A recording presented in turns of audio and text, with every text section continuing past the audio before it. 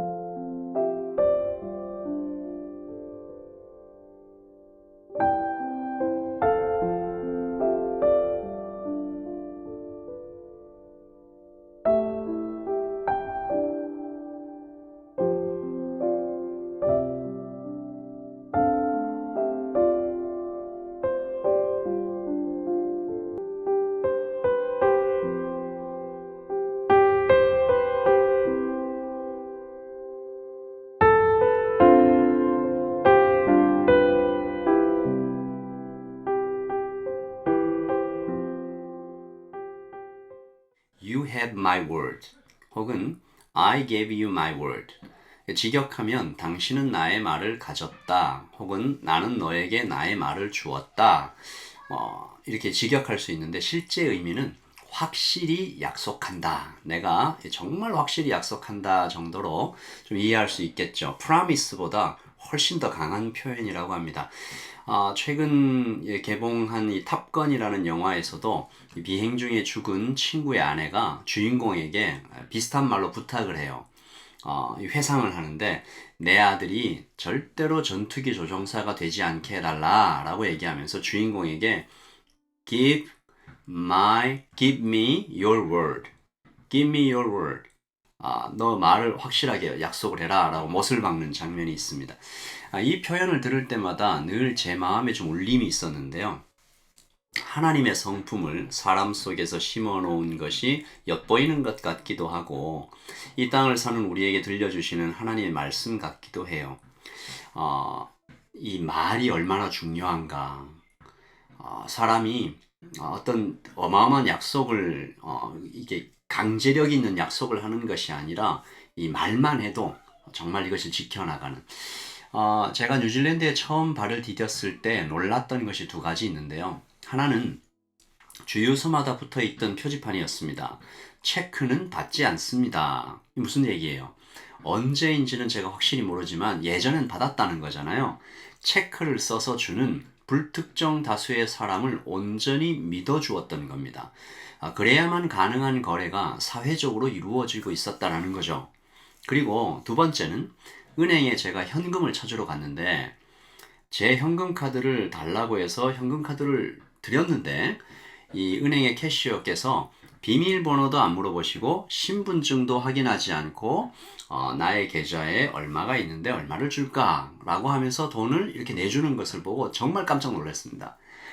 이 현금 카드 절대 잊어버리지 말아야 되겠다 라고 조심했던 그런 기억이 있습니다.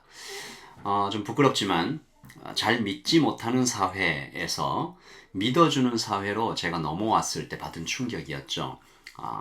그래서 그때 제가 이렇게 생각을 했어요. 뉴질랜드는 기독교 문화가 짙게 깔려있는 나라라서 이렇게 서로를 믿어주는구나 라고 부러워했던 기억이 있습니다. 그냥 말만 하면 믿어주는 거예요. 예수님 믿는 우리가 정말 이렇게 사람들에게 믿을 수 있는 사람으로 그렇게 소문이 나고 신뢰받으면 참 좋겠다. 쟤는 교회 다니니까 저 말은 믿을 수 있어. 오늘 전도서에서 말에 대해서 교훈을 하시죠. 하나님의 집에 들어갈 때에 하나님 앞에서 경솔한 말을 하지 말라 권면하십니다. 2절이죠. 너는 하나님 앞에서 함부로 입을 열지 말며 급한 마음으로 말을 내지 말라. 하나님은 하늘에 계시고 너는 땅에 있음이니라. 그런즉 마땅히 말을 적게 할 것이라. 조급하게 입을 열지 말라는 거죠. 그러니까 그럴 바에는 차라리 말을 적게 해라. 그리고 4절에는 구체적으로 얘기합니다. 함부로 하나님 앞에 서원하지 마라. 그리고 서원했으면 즉시 지키라 라는 권면이 계속 이어집니다. 제가 이런 생각을 해봤습니다. 본문에 나오는 그는 이렇게 막 급하게 하나님 앞에서 급하게 입을 열어서 많은 말을 하고 지키지도 못할 서원을 남발하는 내뱉는 이 사람은 어떤 사람일까? 한 가지 대답이 나오더라고요. 그에게 온전한 믿음이 없기 때문이다. 그에게 온전한 믿음이 없기 때문에 이렇게 급하게 입을 열어 많은 말을 하며 지키지도 못할 서원을 내뱉는 것이다. 여러분, 이 온전한 믿음이 없다라는 것은 두 가지 경우로 좀 요약해 볼 수 있는데요. 첫 번째, 그가 지금 하나님께 말하고 있지 않는 겁니다. 그는 지금 급하게 입을 열어 많은 말을 하고 지키지도 못할 소원을 남발하는데 이것을 하나님께 말하고 있지 않은 거예요. 누군지는 알 수 없지만 곁에 있는 사람들에게 들리도록 그 말을 한 것입니다. 아주 가끔 교회에서 대표 기도를 하는 분들에게서 볼 수 있는 일인데 대표 기도를 하나님께 하는 것이 아니라 사람들에게 해요. 사람들을 가르치려고 하거나 자신을 드러내기 위해 이 기도 시간을 사용하고 있는 그런 모습들, 참 안타까운 모습들을 보죠. 거룩한 것을 더러운 것으로 만들고 있는 참 안타까운 일입니다. 기도가 얼마나 아름다운 시간이에요. 그 기도라고 하는 아름다운 시간에 죄를 짓고 있는 것이죠. 예수님께서 이런 사람, 하나님께 말하지 않고 사람들에게 말하고 있는 기도 시간마저도 이런 사람을 외식하는 자라고 하셨습니다. 마태복음 6장 5절이죠. 또 너희는 기도할 때에 외식하는 자와 같이 하지 말라. 그들은 사람에게 보이려고 회당과 큰 거리 어귀에 서서 기도하기를 좋아하느니라. 내가 진실로 너희에게 이르노니 그들은 자기 상을 이미 받았느니라. 사람에게 얘기하는 사람, 이중적인 사람. 여러분, 이런 사람은 하나님께 말하고 있지 않습니다. 사람에게 말하고 있는 것이죠. 그리고 두 번째, 이게 더 중요한데요. 이 사람은 복음이 아니라 종교로 하나님을 만나고 있습니다. 그는 많이 드려야 많이 보상받을 줄 알고 있어요. 역시 예수님의 말씀이 이어지는데요. 6장 7절입니다. 마태복음 6장 7절입니다. 또 기도할 때에 이방인과 같이 중언부언하지 말라. 그들은 말을 많이 하여야 들으실 줄 생각하느니라. 그러므로 그들을 본받지 말라. 구하기 전에 너에게 있어야 할 것을 하나님 너희 아버지께서 아시느니라. 아멘. 여러분, 중언부언한다라는 것은 겉으로 드러나도록 열심히 계속 기도한다라는 건데요. 한 목사님께서 이 이방인의 중언부언을 이렇게 설명해 주셨어요. 이방 종교의 기도는 기본적으로 주고받는 것이다. 신과 주고받는 것이다. 즉 거래하는 것이다. 그래서 기도의 첫 단계는 간청이다. 그런데 간청에 응답이 없는 경우 그 다음 단계로 넘어간다. 마치 신을 협박하는 것 같다. 이것이 예수님께서 말씀하신 이방인의 중언부언 기도이다.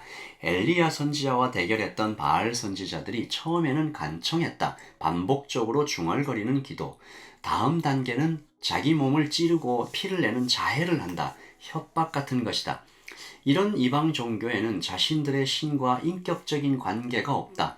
1000번, 10,000번 반복하면서 기도하지만 자기 신과 인격적인 관계가 없기에 그 기도는 허망하다.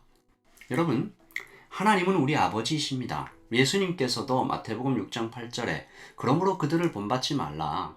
구하기 전에 너희에게 있어야 할 것을 하나님 너희 아버지께서 아시느니라. 여러분, 우리는 하나님 아버지 앞에서 말합니다. 기도합니다. 남의 시선을 신경 쓰며 말할 필요가 없고요.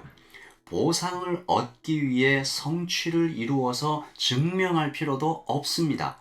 그러므로 꾸밈없이 나아가고 이미 넘치게 부어주신 사랑, 완벽하게 꽉 찬 사랑을 확신하며 나가는 것입니다.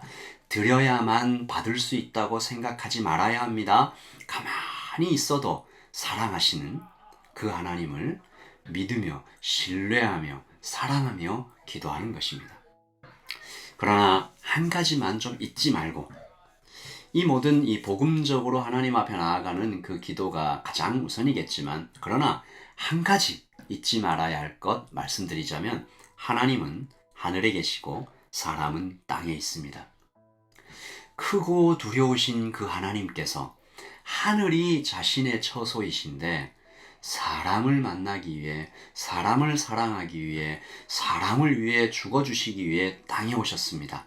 하나님께서 어떤 희생으로 우리를 사랑하셨는지 그것을 기억하고 또 기억하며 하나님 앞에 나가는 겁니다.